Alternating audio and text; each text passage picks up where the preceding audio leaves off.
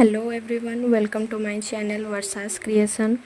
आज स्वाधीनता दिवस उपरे गोटे स्कूल कॉलेज समस्त उपयोगी पिलांक पाई गोटे उपयोगी भाषण मु लिखिछि।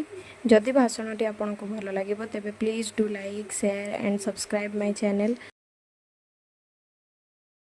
सुप्रभात। उपस्थित गुरुजनों को मेरा प्रणिपात और लघुजनों को सुस्वागत। प्रथमतः मैं कक्षा की छात्रा आपको आज की दिवस की अभिनंदन देती हूँ। भारत के 79वें स्वतंत्रता दिवस पर कुछ कहने का अवसर मुझे देने के लिए शुक्रिया। उपस्थित सारे लोगों से मेरा सिर्फ एक ही प्रश्न है, स्वतंत्रता है क्या?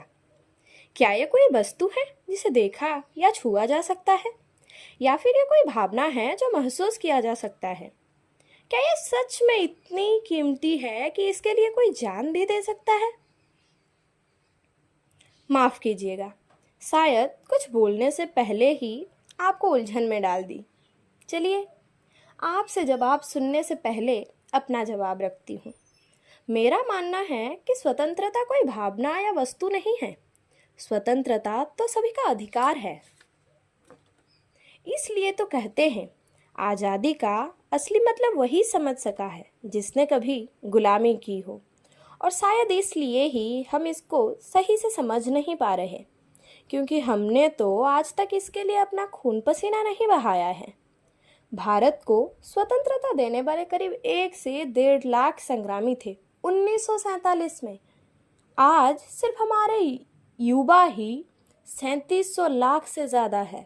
मगर हम क्या कर रहे हैं? वही 79 साल पहले की बात को याद। भारत हमारा स्वर्ण प्रशुबीर भूमि भारत था। 200 साल तक अंग्रेजों के शासनाधीन रहा था। फिर बहुत से संग्रामियों ने अपनी जान की कुर्बानी दी और हो गया भारत स्वाधीन। माना कि ये इतनी आसानी से नहीं मिली होगी जितनी आसानी से मैं इसे कह रही हूँ, मगर ये सारी बातें तो इतिहास ही तो है, और इतिहास कभी बदला नहीं जा सकता। जो बदला जा सकता है वो है वर्तमान। और हम हैं कि नए इतिहास रचने के बदले वही पुराने इतिहास को रटे जा रहे हैं, वो भी सिर्फ 2 दिन के लिए, 15 अगस्त और 26 जनवरी। अब तो यही लगने लगा है कि भारत स्वाधीन होके भी पराधीन हो चुका है।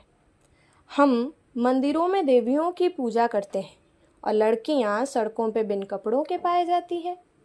जहां आज तक असुरक्षित नारियों के लिए फाइलें रखी जा रही थी, आज उस फाइलों में अतुल सुभाष, राजा रघुवंश सिंह, पुनीत खुराना के नाम भी शामिल हो चुका है। जहां संसद में अधिकार के चीखे चल रही है, वही संसद के बाहर सड़कों पे बेरोजगार, गरीबी, कूड़ा कचरा, लोगों के विरोध मांगे को अनदेखा किया जा रहा है। समानता का अधिकार की मांगे करते करते दिन ब दिन अमीरी, गरीबी, विलासिता, ज़रूरत, अधिकता, शून्यता के बीच का अंतर बढ़ता जा रहा है।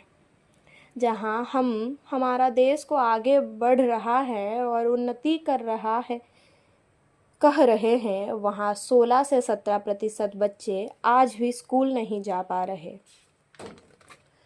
4% बच्चे मजदूरी कर रहे हैं। 15% लोगों को तो 2 वक्त की रोटी भी नसीब नहीं हो रही। नदियों को हम देवी मानते हैं, मगर गंगा नदी के कम से कम 71% जल को हम प्रदूषित कर चुके हैं।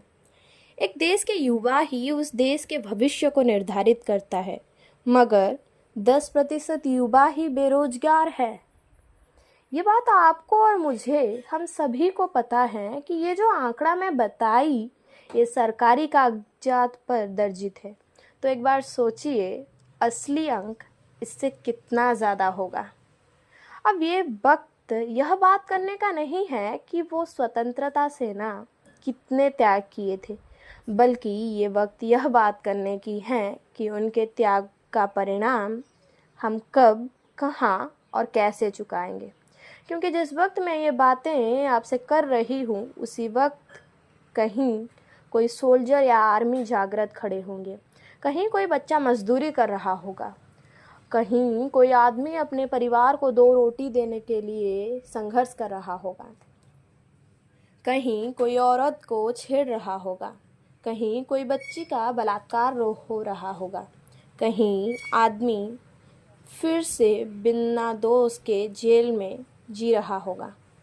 तो आइए आज के दिन भारत में एक ऐसा बदलाव लाए कि सारी दुनिया को पता चले कि क्यों भारत को सारे जहां से अच्छा कहा जाता है। आइए शपथ ले कि आज़ादी की कभी शाम नहीं होने देंगे, शहीदों के कुर्बानियों को बदनाम नहीं होने देंगे।